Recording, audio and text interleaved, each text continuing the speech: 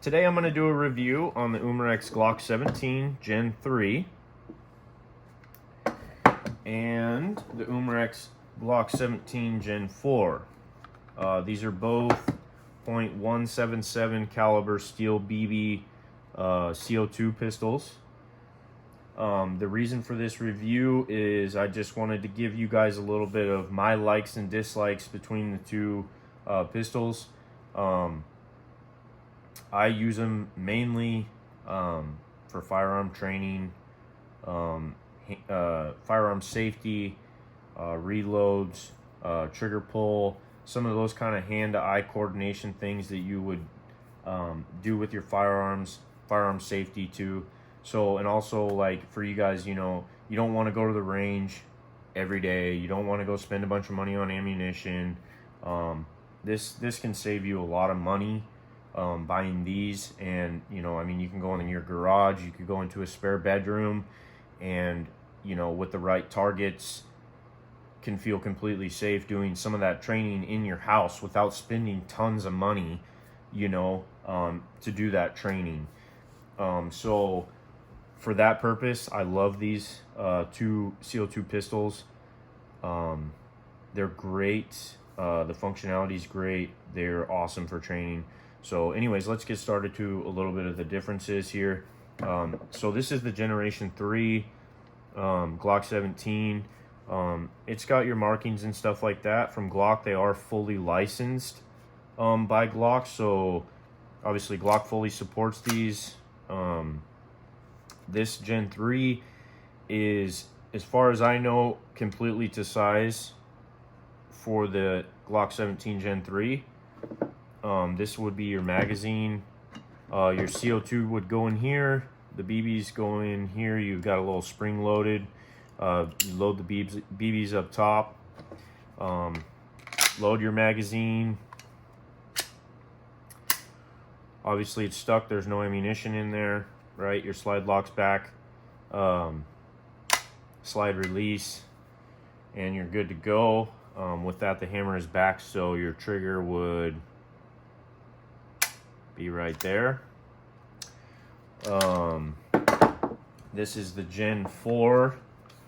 It does not come with the red dot sight. I bought this and put it on here, which, by the way, is something you cannot do with the Gen 3. You cannot. These sights are part of the slide. They are not.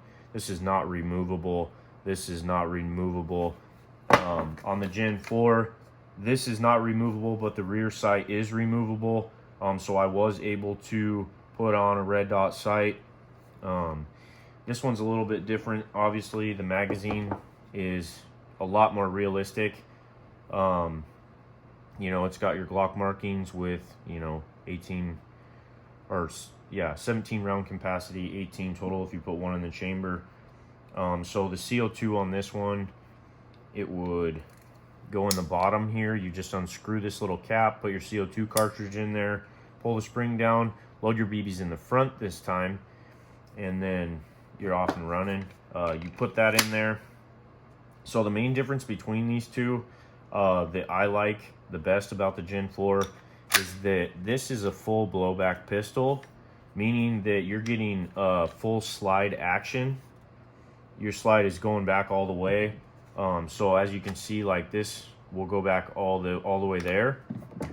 This one is kind of like a half blowback. It does not go as far back as the other one. The other thing that I like about the Gen 4 is that the slide operates to the true functionality of a real Glock 17 or a real pistol firearm, in that right here is where your BB would be. So when I release that slide and it goes forward, it loads that BB into the barrel, right? So right now, if I had a BB in there, right now there would be a BB in the barrel. It is loaded and ready to go, right? So if I pulled the slide back to load it, to do it again, you would obviously load two BBs in the barrel, right? So you would have a jam in essence.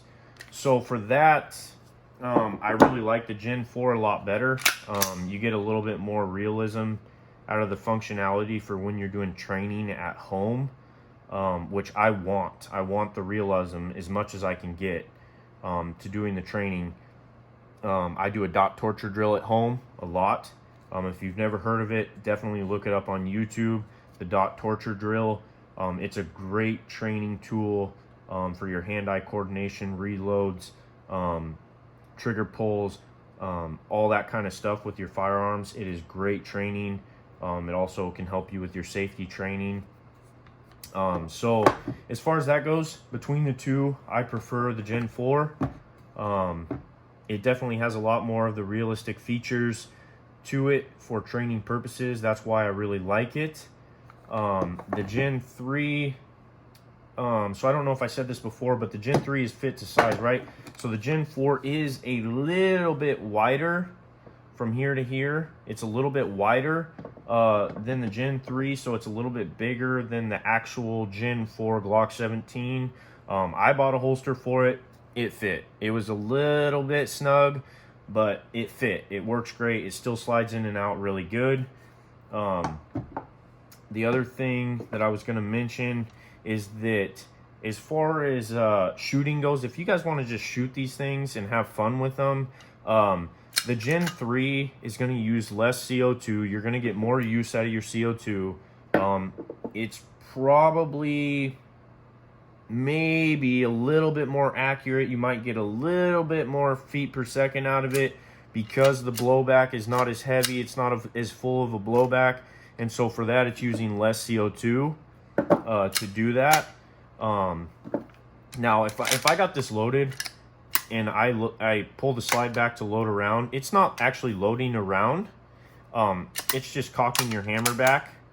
So literally, if I had that loaded, I could slide that back 6 times and only one BB would still fire. It wouldn't jam. So for that functionality, that's why I was saying I like the Gen 4 better. But like I said, if you're just trying to have fun, honestly, your Gen 3 is your best bet. You know, you're going to get more use out of your CO2. You're going to, you know, get maybe a little bit more feet per second and a little bit more accuracy possibly. I don't notice any difference in the accuracy, but again, you could get more use out of the CO2 because the blowback on this is a little more heavy. It's a lot fuller. It's using a little bit more CO2, but again, to me, I don't care about the CO2 use. I more need the realism in the features for training purposes. So that's what I use it for.